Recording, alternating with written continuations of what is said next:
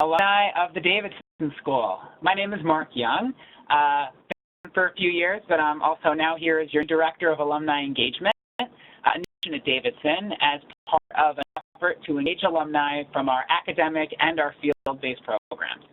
In this effort are opportunities for ongoing education and skill building for you in person and online, beginning today with our first alumni engagement webinar. We'll also be launching online groups on Facebook and LinkedIn to communicate with you and broadening our networking and career services support to our entire alumni base.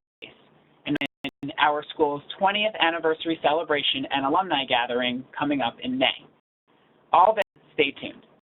For now, I'm honored to introduce my colleague, my mentor and friend, Cheryl Megan, longtime educator within the Davidson School, who is currently senior experiential educator and is facilitating our new online webinar series for alumni. Over to you. To what Mark just said to all of our alumni, thank you so much for joining us. We're going to continue learning together, especially since what you as educators bring from the field is valuable in helping us connect with different educational settings and locations. We're delighted to welcome Dr. Alex Sinclair, who many of you know, having studied him at JTS online and is founder and director of Kesher Chadash Semester in Israel Study Program.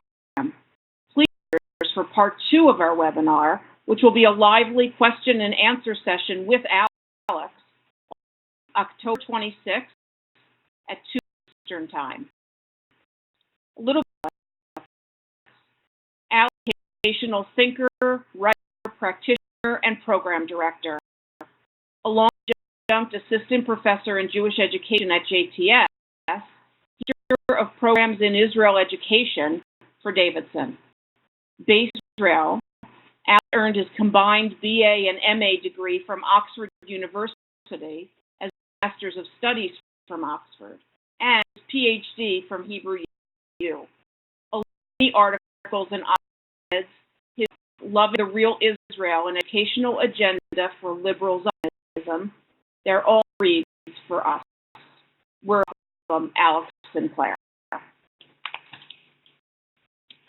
Hi, I'm really delighted and honored to be here with everyone.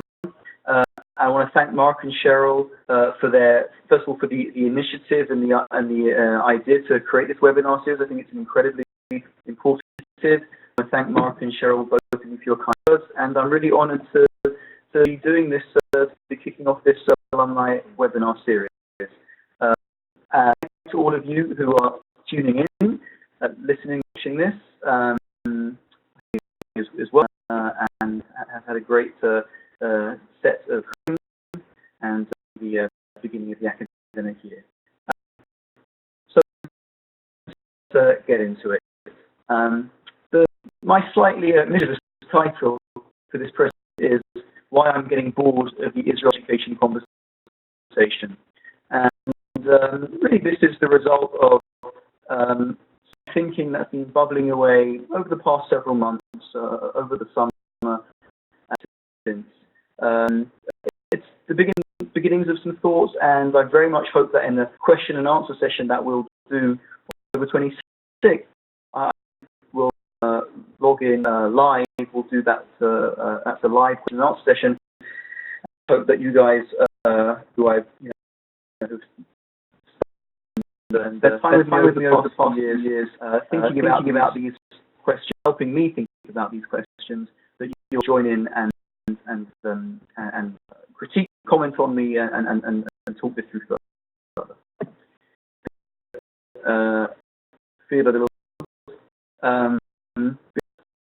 I think there's a deja vu all over again. A little quiz. That's not the question I write this. I wrote how ways of thinking and teaching about Israel that move beyond this all or nothing polarity, teach the complexities of the losing our sense of commitment to Israel. How can we be objective yet affectively bonded? So if you would get some guesses that since you're not, I'll tell I wrote in 2003. Oh my God, the first article that I wrote on teaching of Israel education. And I look at this now, and I say, as I'm asking these questions, as a field, these questions still haven't been resolved, and still, the whole time these questions are still with us, and that's my sense of looking back 12 years and 13. I certainly wasn't the first to ask questions. So where are we? This is what I suggest in this presentation. First of all, I'm going to go into a little more detail about how these questions still haunt the discipline of Israel education. I'm going to give examples of how those questions are still the live questions. And as I say, they weren't really new when I wrote them there in 2003. I certainly wasn't the first person to kind of raise those kinds of questions. I'm going to suggest that if I want to be grandiose, I would say we know the answers to these questions, but being more cautious, we have serious answers to these questions, and they haven't been fully able to get by the educational community. The final point that what we need right now is not new original thinking, but courage, both from a communal perspective and from a philanthropic perspective. Okay. Before I want to give some caveats.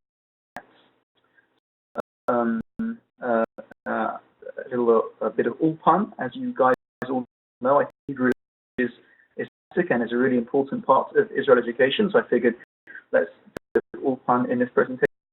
So kvar hayinu baseret hazeh. We've been in this movie. We're already in this film, in this movie. We should say the Hebrew equivalents have been there, done that. And I think that it's people much smarter and wider and more successful than I have said in the Jewish educational world and in the general educational world. And the example who I always think of is the Havdil. I think when some of you probably heard me say this when we studied, we've read pieces of Dewey together in different courses. I read stuff that Dewey wrote in the 1880s or the 1900s, and it's so frustrating because you read this brilliant stuff that he wrote back then, and clearly kind of answer to various problems that still face us today, and haven't we done anything about it? Why have these answers not yet been really enacted successfully in the field? So John Dewey is the classic example that I think of when educational thinkers kvar hayinu baseret hazeh. But maybe education is just like that. That the challenges of education, one challenges of thinking about education is kind of constantly putting ideas out there, knowing that they'll get adopted in part, they'll get adopted to some extent, they'll then in some way infuse the system, in some ways won't it, and maybe education is just like that. The idea that I want to give is that there are some corners of the educational community where amazing things are happening. And I'll talk a little bit more about that at the end of the presentation and give a couple of examples, but certainly don't want to give the impression here that everything's terrible and nobody's doing any good work and everything is trash. Of course that's not the case. Of course there are amazing people out there. Of course there are exceptions to this rule of formation that I'm going to talk about, and really important to say. You guys who are tuning in, I hope, are, when I think about some of the kind of things in Israel education, some of the alumni who I've worked with, who I see now in the field, are definitely people who are doing that kind of work. Okay, so those are the caveats, and let's go back to those first three bullet points and expand on them a little bit. So these questions still haunt the discipline of education, and here's a bunch of different examples from the academic world. Sivan Zakai, my colleague at AU in Los Angeles, a couple of terrific essays in the Journal of Education in the past few years, really clearly how these questions are still at the heart, at the heart of the discipline, or still resolved in the discipline. Those two essays are really worth reading. I highly recommend them. just over the summer, there was a discussion on LookJed, which is an additional email list. I'm guessing that some of you are and discussion on LookJed about these kinds of questions, which actually was a discussion that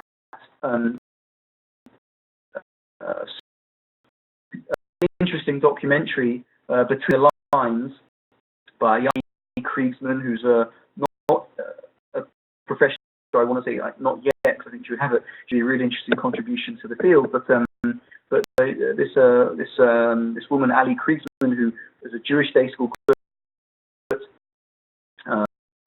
or something like that in college, decided to make a short video, a short movie interview about their frustrations with their experience in Israel education. Same kinds of things that I, that was then, and many others like it. That's the other kind of, I guess, caveat, which is that I'm not saying that that I talk about this. I mean, I'm I think a small voice amongst many people.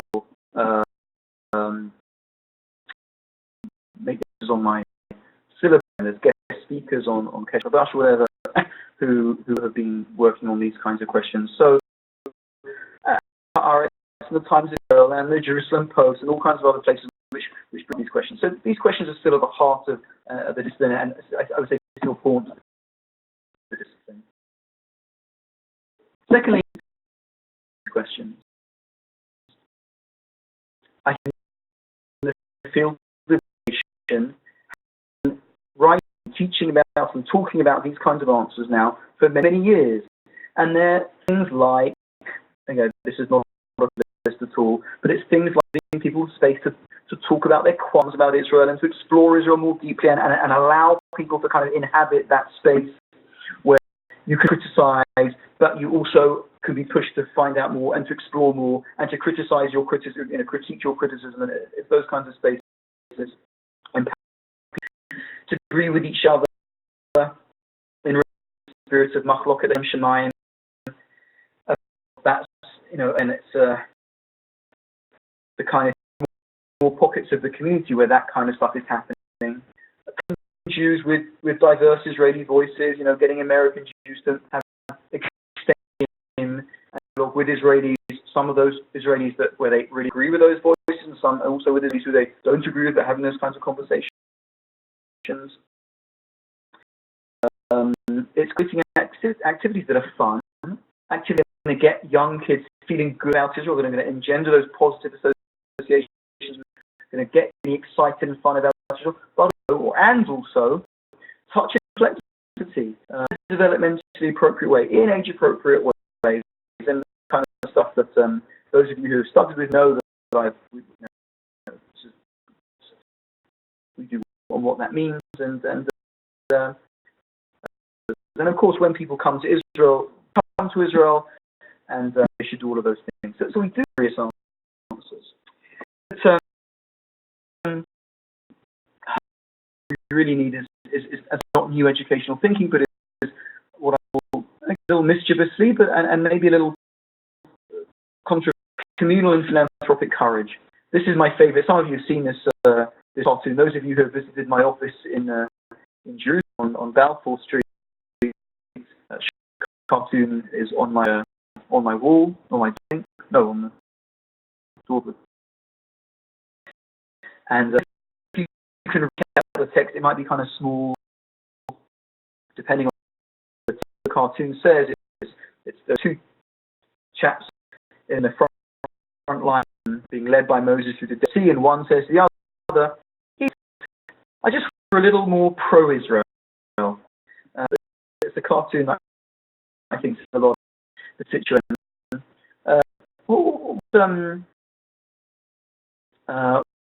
Communal and philanthropic real tendency towards Israel advocacy is still sexy, and as I say, it's thanks to, I think, mainly thanks, or in large part thanks to BDS. I will more a little bit about BDS in a few minutes, in a couple of slides' time.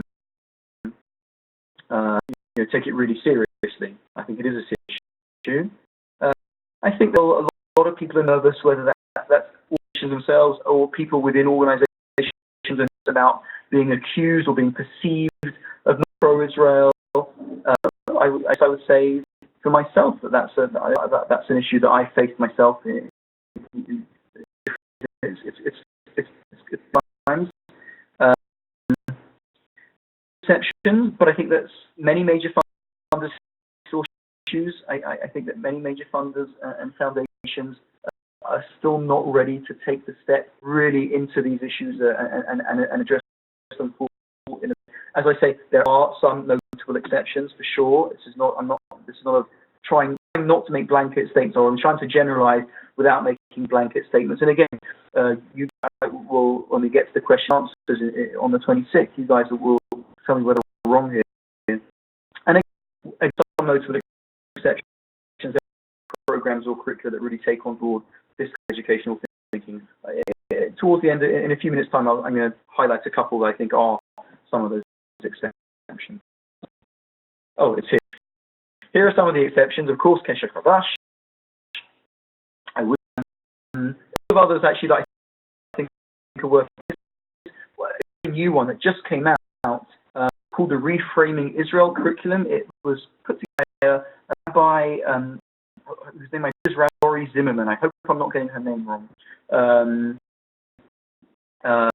He has put out this, I think, very, very interesting curriculum, which I think the link to it is reframingisrael.org, and I think she's doing some really, really, really good and interesting work. So that's definitely something worth checking out.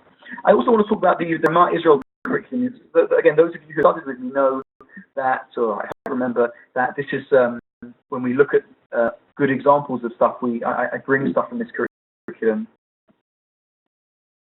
In particular, Charlie Schwartz and Ilan Block, the strong of that curriculum. I think it's an excellent project that Ramah put together. One question I have about it is it really being used? I know that in the two Ramah camps that I am familiar with as a parent, I'm speaking now, it's not clear to me the curriculum. I'd love to hear from those who feel in the camping world or in potentially the day school and synagogue school world, whether that you've used. I think it's a great resource, and it would be a great shame for it to be on a bookshelf not being used or on a website not being used. So I'm sure there are many, many others, and certainly I'm not suggesting only two. There are many, many other exceptions, but they are exceptions. What are 5 or 10 minutes? Why? I really want to think carefully about this, because I think one thing I've been guilty of probably in the past is to underplay the reasons why this kind of approach to education is hard to allow, or is difficult for people to kind of get on board with, and so on. And I think I really want to actually to think here and to kind of credence to why. There are 3 reasons. I'll talk more about each of those 3 reasons in the three coming slides. Number 1, the situation is a mess. We're recording this on what date is it today? Tuesday, the 13th, isn't it? October 13th, when there's just been several terrorist attacks in Jerusalem and Ra'anana and other places today in Israel, and it's a situation in a minute, and it's increasingly vicious. I think each of those pieces together will help why this stuff still hasn't made real progress into their.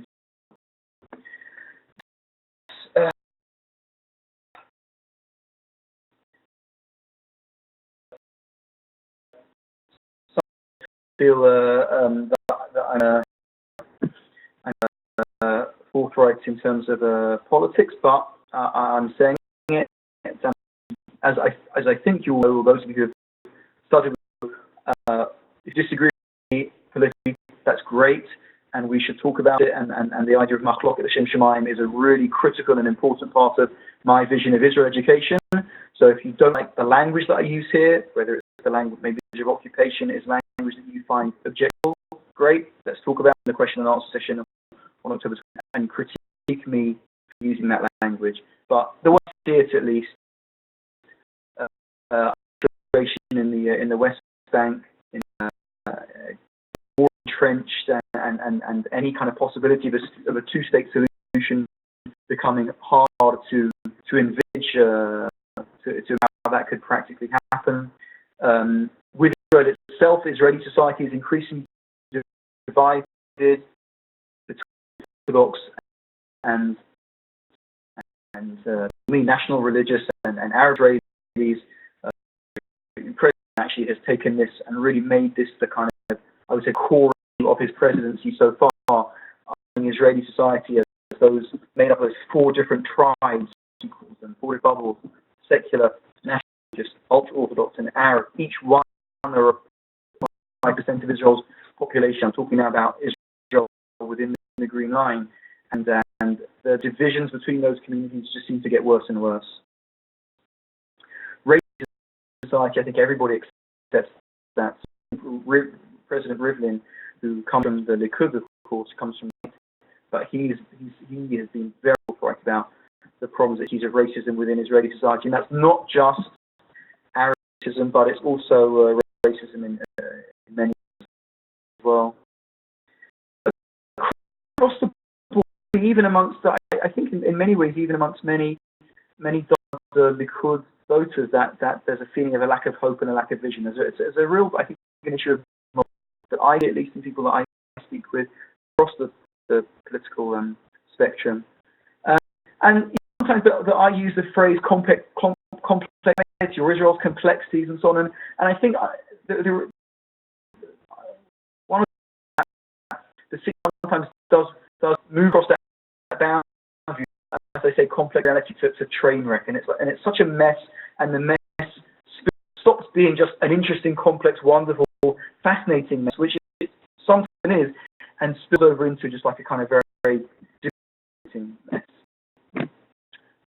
I would say, one of the challenges to this kind of approach is to become debilitating. I would say, obstacle to why this approach to education hasn't succeeded as much as I might like, is that Israel's sentiment it is there, and it's increasingly vicious and frightening. I think American campus today, and again, you guys, especially those of you who are working in Israel, tell us more about this, because in the field, but is going to where the European campus was 30 years ago, not a place for Zionists. For someone in 40 years or being engaged with Israel, it's very difficult in many American campuses. Anti-Israel sentiment from Iran. Again, as we've seen just in the past few days, some Palestinians, it's not all. I think it's an extreme minority, and from what I've heard, some of the conversations that I've been with Arab Israelis who work their claim, at least, is that this is being perpetrated by a small minority, a small vocal extreme minority of Arab Israelis, just have peace and quiet and get on with their lives and do their jobs and live here. But unfortunately, the kind of extremism kind of greatly forces the agenda. But certainly there's a feeling, and I think this is very much a feeling amongst many Israelis, that there's just no end in sight, and that whichever way we look, there's this anti-Israel sentiment is just impressive around us. And I wrote there, that's what David Ben-Gurion said about the United Nations. When he was Prime Minister, talking about how the United Nations has in many Israelis' eyes no credibility because it's absurd against Israel and absurd over focus on Israel compared to other stuff, and still I think people in many feel that United Nations and the world the world community in general is kind of it feels anti-Israel. Again, maybe one that objectively for it and to critique maybe whether true or not such a in psychology, in the psychology of Israelis, and I think American Jews, these are feel true, and so when you feel the word is out to get you, I think that's a really important issue that I haven't. I've always given full attention. It's really important. There's still wonders and miracles and beautiful, amazing things going on here in Israel. I have a few, but we could do a whole PowerPoint slide on this. The Jewish Renaissance in Tel Aviv, the revival. This is a stat here. I can't remember when I heard it on one of the years of Kesher Chadash. I can't remember when and where we heard it. Hebrew poets, basically, or liturgical poets, Paitam alive today than the total that have ever existed until now. It's an amazing, fantastic statistic. Startup nation stuff, the high-tech stuff, the stuff that's coming out of Israel. What I call the beautiful bubbles. Israel has these amazing bubbles. You walk around the temple on a Friday afternoon. It's so fantastic. All night in Jerusalem, so beautiful and so around it. It's so. It's all the arts and culture and theatre and music and cinema, all this kind of stuff. These bubbles are amazing and inspirational, wonderful. And so it's just much easier if you're an American Israel educator, American Jewish educator talking about Israel. It's just easier and more comfortable just to stay able, teach a bubble, talk a bubble, kind of live in that bubble. And many Israelis live in those bubbles because that kind of keeps us sane. So you put things together, those are calls to this kind of complexity. Messiness of the situation, the debilitating messiness of the situation itself, the idea of being under siege, and kind of wonders and miracles to escape to. So, and here are the questions that I ask, and I very much hope that we'll talk about during the question and answer session on October 26th. I really hope we'll get joining the webinar and talking about what, overstating the case, where I'm getting things wrong. I'm sure that I'm overstating it. Some are understating and getting things wrong. Where am I not seeing what I should be seeing? I've shared with you in these past few minutes where my head is right now, thinking about stuff a few months. But I really would love to hear from you. As I say, I really would appreciate critique of my position, disagreement with me, where it's wrong, where it's right. Let's kind of try to build it, and together I hope have an interesting conversation that can make progress. How do you see the seat now in the educational setting? What do you see going on the ground? How does that relate to what I've been talking about? And I think the question which I'll pass this back to Cheryl and Mark in a minute. But in terms of the Davidson School and the Davidson School's work with its current students and its alumni in these areas of leadership and vision, and I guess curriculum and support and resources, what should we as a school be doing for you guys around these issues? So I'll put that back there, so that otherwise you'll just see a blank screen. That's my presentation. It's really gave you a snapshot of where a kind of really thinking, Alex thinking aloud about a bunch of things today in October 2015, and I'd really love to many of you into the conversation on October 26th. And as a community, let's talk about this and move forward. Cheryl, back to you. What you've shared, an incredibly complicated and multi-layered issue that we all need to grapple with. I guess one question I would choose this point is there sense, chatter in the coffee houses, American Jewish educators need to do one in order to help us with the issues? Is there some message that you're hearing that should be related to the community go through these and trying times?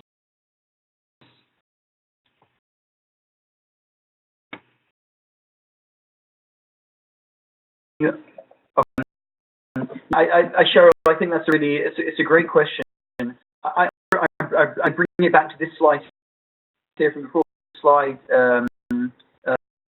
probably the answer to the question. I think most Israelis, if I understand you right, you're asking Israelis and what Israelis are thinking with respect. I think most Israelis probably are feeling very much under siege and very much victims of the world being against us.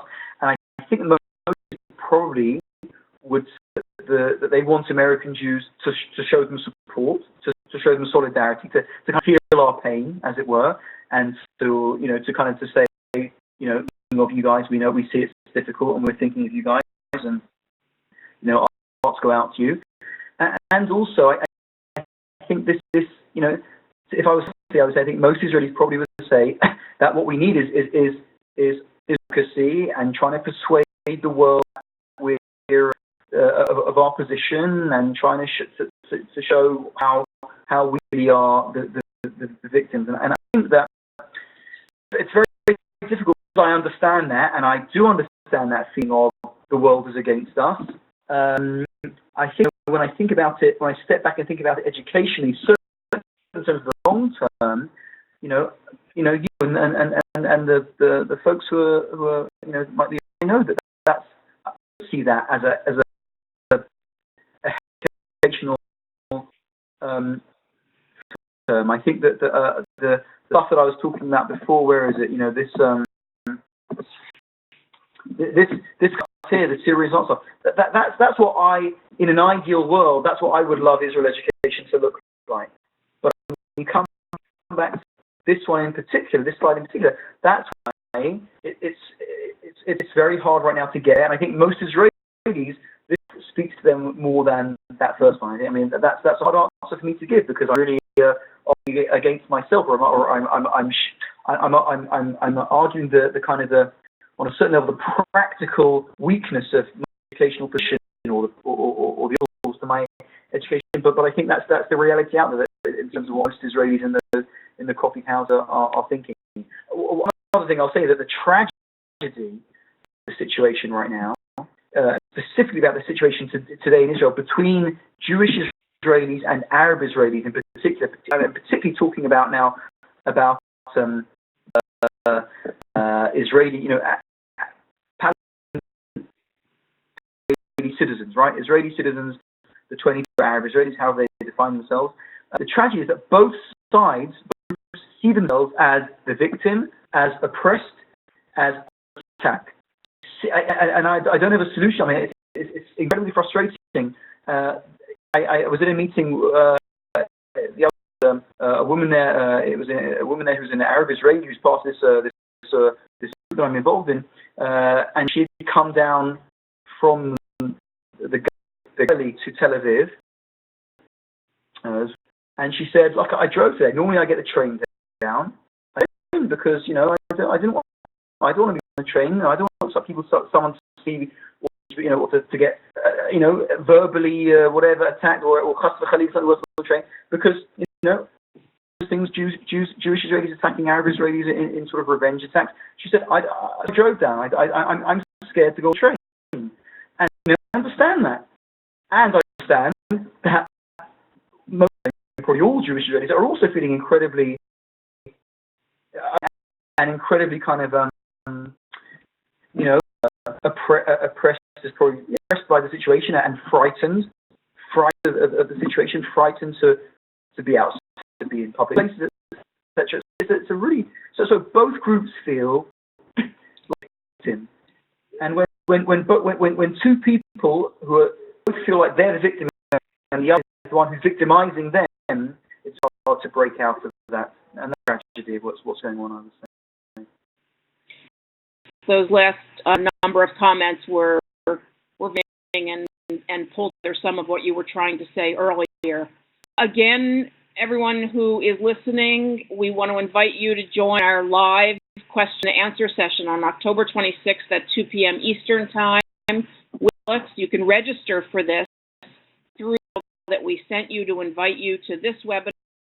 You can email me at chmagen, CHMAGEN @jtsa.edu. Alex, thank you so much. Stay safe, stay well, and we look forward to continuing our conversation with you on October 26th. Bye now. My pleasure.